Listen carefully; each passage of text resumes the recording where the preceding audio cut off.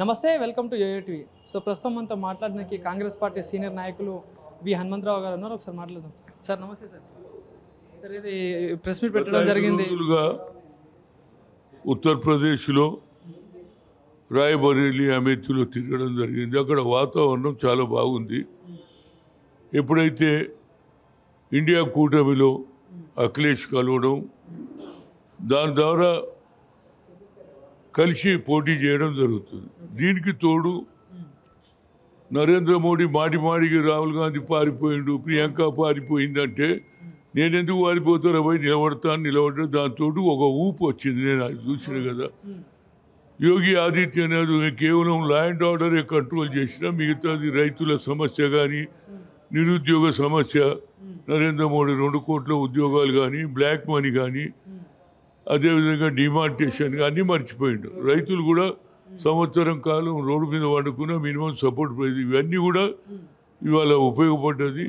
గతంలో ఎస్పీతో పొత్తు పెట్టుకున్నప్పుడు మన ఓటు ట్రాన్స్ఫర్ అయింది, కానీ వాళ్ళ ఓటు ఈసారి మాత్రం ట్రాన్స్ఫర్ అవుతుంది ఇద్దరికి. దీని మీద కార్యకర్తల ఉత్సాహం ఉంది. ముఖ్యంగా బడుగు బలైన వర్గాల సపోర్టు. రాహుల్ గాంధీ ఎప్పుడైతే కన్యాకుమారి నుంచి ఏది బడుగు వర్గాలు మాట్లాడు, దానివల్ల ఊపు వచ్చింది. తప్పనిసరిగా రేపు జరిగే ఎన్నికల్లో ఎక్కువ సీట్లు 80 సీట్లు ఉన్నాయి. అత్యధిక సీట్లు గెలవడానికి ఒక స్కోప్ ఉన్నది. అటు అమేథీలో కానీ, రాయబరేలీలో కానీ, మిగతా ప్రాంతాలలో ఎస్పీ పార్టీ కానీ, కాంగ్రెస్ పార్టీ కానీ, ఇండియా అలయన్స్ మంచి ఛాన్సెస్ ఉన్నాయి. దీంతో పాటు మమతా బెనర్జీ నేను కూడా బయట నుంచి సపోర్ట్ అన్నది కాబట్టి వచ్చేది ఇండియా అలయన్స్ పార్టీ తప్పనిసరిగా వస్తుందని నాకు నమ్ముకున్నది. ప్రజలు కూడా కోరుతున్నారు. నరేంద్ర మోడీ హఠావ్ దేశ్ బచావ్ అనే నినాదం నడుస్తుంది కాబట్టి దీని మీద తప్పనిసరిగా. ఇంకోటి, ఆయన మావోయిస్ట్ ఐడియాలజీ ఉన్నదని చెప్తాడు. ఎవరు? నరేంద్ర మోడీ. మా ఎక్స్ట్రీమిస్ట్ ఇది. రేపు జరిగేది ఆయన 33వ వర్ధంతి యాంటీ టెర్రరిస్ట్ డేగా పరిగణించారు. ఆయన సావు కూడా యాంటీ టెర్రరిస్టులతో అయితే ఈయన మావోయిస్టులు, నక్సలైట్ అనడం అది కొంత అవగాహన లేనటువంటి మాటలు. ఇంకోటి ఏంటంటే రోజు ఇండియా అలయన్స్కు జనం ఓటేస్తున్నారు అనేది 5వ చరణం. ఇంకా 2 బీజేపీ నుండి మోడీ గారు కానీ, అమిత్ షా కానీ కాంగ్రెస్ పార్టీ ఇండియా కూటమి అధికారంలోకి వస్తే మరో పాకిస్తాన్లో మారుతుందని చెప్పేసి అంటున్నారు. మరి ఏం చెప్తారు దీనికి? చూడండి, ఆయన ఏదన్నా అంటాడు. నరేంద్ర మోడీ డెస్పరేట్ ఉన్నాడు. ఇంత ఊపు వస్తుందని అనుకోలే. రాహుల్ గాంధీ కన్యాకుమారి నుంచి కాశ్మీర్ తిరగడం, దానివల్ల బీసీ ఎస్సీలకు న్యాయం చేస్తానడం, క్యాస్ట్ వైజ్ సెన్సస్ అన్నప్పటి నుంచి 50% సీలింగ్ కూడా ఎత్తేసినాడు. ప్రజలందరూ కూడా యంగర్ జనరేషన్ కూడా ఆయననే కోరుకున్నారు.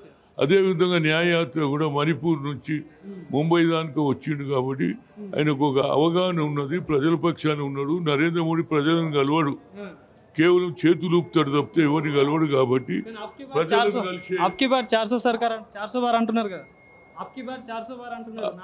బార్ చెప్తాడు. ఆయన మాటలు వినాలి. అప్నీ బాత్ సునాతా మరి హమారీ బాత్ కోయి నహీ సున్ రహా అనేది జనంలో వచ్చింది అనేది నా ఉద్దేశం. ఏదైనా వచ్చే ఎన్నికల్లో తప్పనిసరిగా రాహుల్ గాంధీ ఇండియా కూటమికి అవకాశాలు ఉన్నాయని చెప్పగలరు. తెలంగాణలో ఎన్ని సీట్లు గెలుస్తుంది మరి కాంగ్రెస్ పార్టీ? తెలంగాణలో చెప్పాం కదా, 14 సీట్లు మా అంచనా ఉన్నది. తప్పనిసరిగా దగ్గరలో అంతవరకు ఉంటామనేది నా ఉద్దేశం. కేసీఆర్ ఏమో 12 నుండి 14 ఉంటున్నాడు, బీజేపీ ఏమో డబల్ డిజిట్ అంటుంది. మరి ఇక బీజేపీ లేదని అనుకుంటారండి.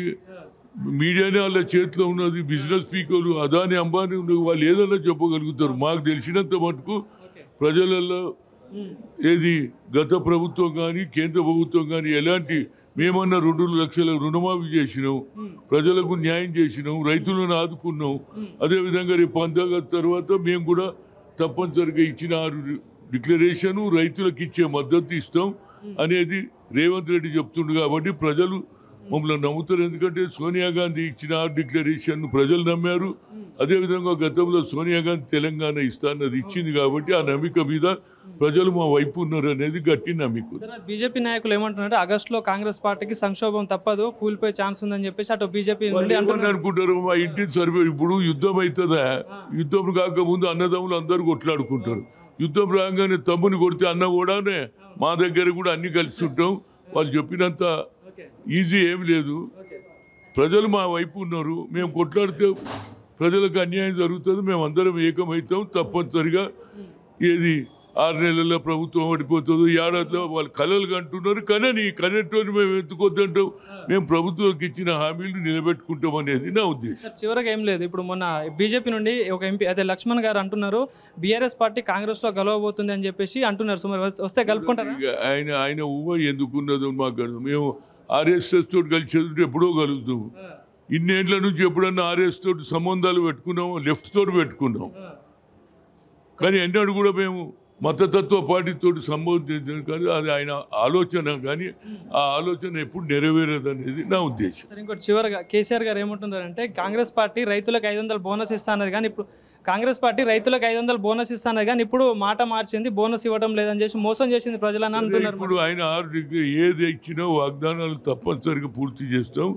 ప్రజలు మాకు గెలిపించారు, వారికి సరి అయిన న్యాయం చేస్తాడు. రేవంత్ రెడ్డి చేయగలిగితే నమ్మిక నాకున్నది యాజ్ అ సీనియర్ నాయకుడుగా.